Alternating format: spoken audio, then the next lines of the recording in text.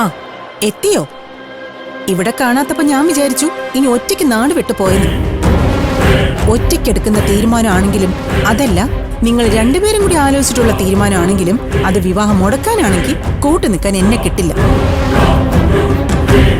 ദേ, ഒരു കാര്യം ഞാൻ പറഞ്ഞേക്കാം. കഴിഞ്ഞ 4 മാസത്തിനിടയിൽ നിങ്ങൾ കാരണം ജീവിതത്തിൽ അനുഭവിക്കാൻ പാടില്ലാത്തതെല്ലാം അനുഭവിച്ചൊരമ്മയാ ഞാൻ. ഇനി എനിക്ക് ഈ ഭാരം താങ്ങാൻ പറ്റില്ല. ചിലപ്പോ ഞാൻ എന്റെ ജീവിതം തന്നെ അവസാനിപ്പിച്ചൊന്നു വരും. ഒരു ഭാഗത്ത് നിന്റെ അച്ഛന്റെ പീഡനങ്ങൾ, ഇപ്പൊ നിങ്ങളും തുടങ്ങിയിരിക്കാം. ശ്രീനി നിന്നോട് പറഞ്ഞപ്പോ ഞാൻ വിചാരിച്ചു ആ മനുഷ്യന്റെ ഭ്രാന്ത് കൊണ്ടാണെന്ന്.